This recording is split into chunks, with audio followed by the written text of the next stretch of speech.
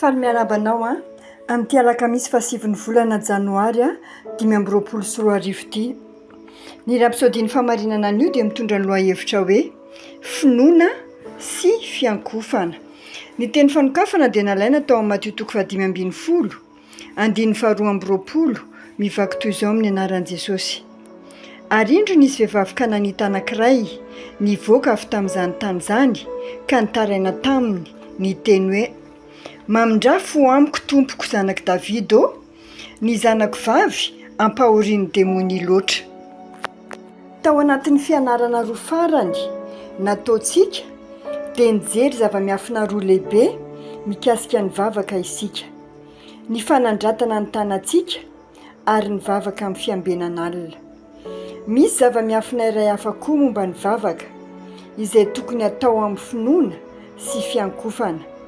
Azavaiko amin'ny alalan'ny tantara iray mahaliana ao amin'ny Baiboly izany.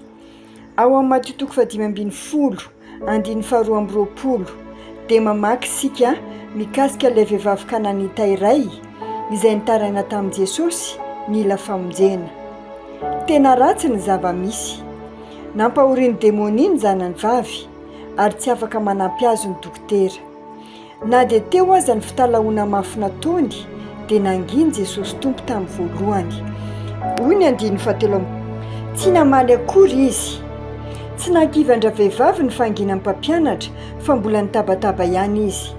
Ny mpianatra izay tsy nahazoaina tamin'ny fanginan'ny mpampianatra no nangataka taminy ny androahana andra-vehivavy fa niteraka korontana." Ny tenin'ny tompo no ny farany hoe: "Tsy nirainao afa-tsy ho amin'ny ondro very amin'ny taranak'Israely."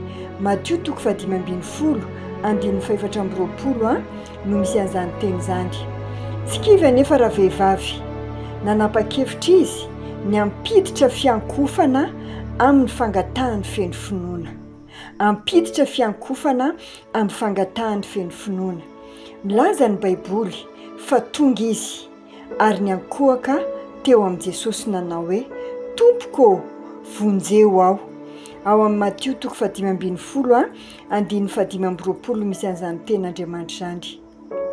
Tamin'izay fotoana izay dia nivadika niresaka ary dia namaly tamin'ny fanambarany ohatry ny ratsy Jesosy.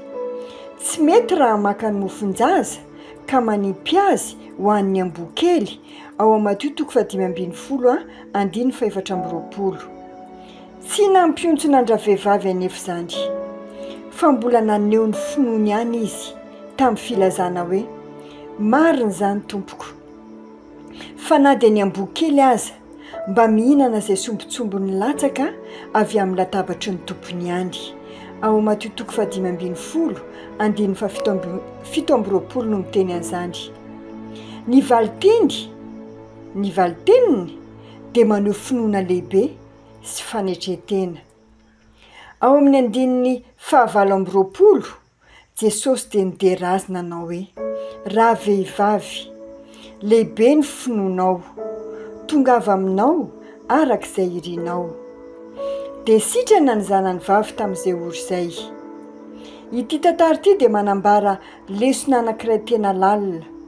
Ny fiankofana dia afaka ho fanalahidy izay manokatra ny valitenin'Andriamanitra rehefa ohatran'ny misy fahanginana izany avy amin'Andriamanitra. Ny finoana sy ny fiankofan-dra-vehivavy izay tsy namotsitra dia nitarika azy ho any amin'ny fahagagany. Efa nivavaka ve ianao? Nefa toa ohatrany tsy nandrena inona na inona avy amin'ny tompo. Maniry ve ianao ahare avy amin'Andriamanitra? Nefa toa ohatrany tsy misy valiny. Ataovy izay nataon'ity vehivavy ity, amin'ny finoana, miankofa amin'ny tompo amin'ny fonao rehetra sy amin'ny fahatsorana, dia azo valiny ianao. Aleloia!